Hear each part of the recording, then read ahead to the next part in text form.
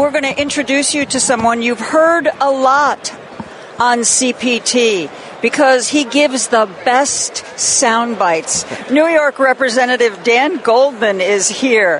How are you? I'm great. Great to be here with you. You know, you say the thing that everybody's thinking. Yep. And I love you for that. Well, you know, sometimes you just got to be direct, and you can't worry about the consequences. You got to have faith and trust in the preparation you do, the work you do, and then have the confidence to be able to speak the truth. Yeah. And that's all. Well, you know, I get all the press releases from the Harris Walls campaign, and they are sassy. Oh, you know? Oh, it's good. And it's wonderful. And I think I can tell you from my audience, one of the frustrations people have had, we Democrats, we liberals, we progressives, is that Democrats just couldn't fight fire with fire. Right. And you are one of the people who fights fire with fire, and you seem to be turning the tide on that for Democrats. Just speak plainly. Don't have to be mean, but you've got to be direct and you've got to call it out. And I think what is the most important part of it is to always make sure that what you are saying is factually correct. Mm-hmm. You know, I have a background as a prosecutor, and I would go before a judge. And I knew if I said something that was wrong, represented to a judge something that was wrong, that it was going to come back and bite me pretty hard, right? Yep. And so I think when the truth is on your side and the facts are on your side, as they usually are with Democrats versus Republicans, then you got to be ready to speak loudly about that. Yeah. But you got the way that you run haywire is, you know, when you're sort of battling in untruths. If the truth is on your side, then you have the credibility and the respect of the people watching. And so, you know, it's partly that background, that trial background that has prepared me for a lot of these investigations and these hearings, that I feel I'm comfortable with the Department of Justice and how it works. Having worked there, I understand how congressional investigations work. So it's an area that I'm comfortable with, and so I feel confident in being able to anticipate what's going to happen next, and that gives you the confidence to speak plainly and clearly. To Joan's point, that's one of the things that I believe is favored and really appreciated about you, is that you are always prepared, and you speak about the issue or something that someone says or does real time. You don't wait 3 or 4 days to deal. If you notice that, Joan, and I've said this to my wife, I said, you always speak real time, and that's a sign of your preparation, but also understanding that I think that voters need to hear a comeback to something that's not truthful real time, because we live in this, you know, accelerated environment. So if 2 days go by, something else has come up, they don't remember 2 days ago somebody said something that was an untruth or a lie. Yeah. You get right on it. And what is so important in this day and age with social media and viral clips, etc., is things move so quickly and a narrative will set in.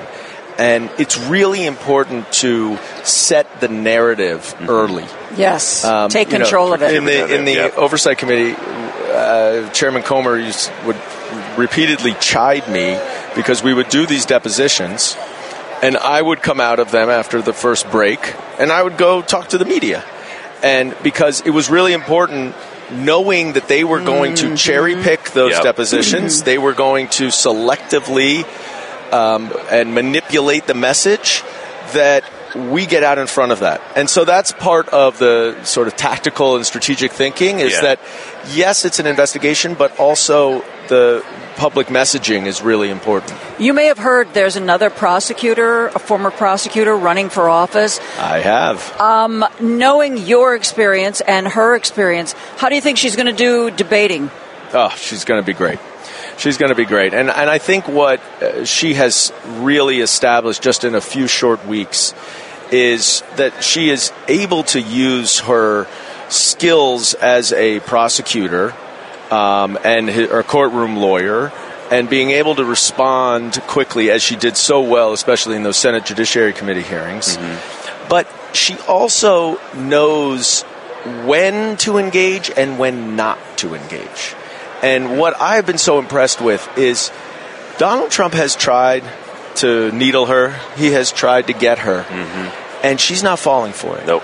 And not only is she not falling for it, she is giving it, as she should, as a good prosecutor would, the back of the hand, and she's pivoting to her better arguments and her better messaging.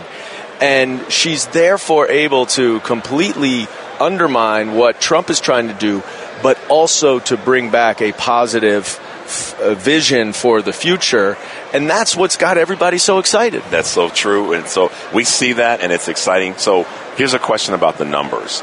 On my show, I always say, yes, we have to win the White House. We have to. That's important. We have to hold the Senate, and we have to flip the House. You've got to be somewhat excited that we're going to do all three, and the life-changing it will be for you as a representative if we take back when we take back the House. Oh, it's the majority and the minority in the House is so much different than it is in the Senate. You have the filibuster, but you also have committee rules that make it much harder to do things on a purely party line basis. Mm-hmm. In the House, whoever's in the majority has total control. They have unilateral subpoena power. They dictate investigations. They dictate whatever happens in the committees, and they control the floor. They control what bills go on the floor. And so we've been sitting there just frustrated that we're unable to really have any influence on the legislation or the committee process and the minority. Mm-hmm. But now that the shoe's on the other foot, we're in the majority, and all of these policies that help working Americans, that lift people up, that give people access to the American dream, that lower costs, that make life more affordable. And I think the vice president has said it so well, that helps people not just get by, but get ahead. And that's what we're trying to do. And we have a, stack of bills ready to go that will dramatically help Americans and will help our economy as well. So it's a win-win, and we just got to get back to the majority. So nice to meet you. So nice for you to stop by. I know you're on a really tight schedule, and I have been told you are needed somewhere else. So thanks. Great to be with you guys. Thanks for the time. I really appreciate it. Absolutely. And as you, the listener, will be hearing more sound bites from New York Congressman Dan Goldman in the very near future. Richard Chu and I are going to take a break. We're going to be back with more after this.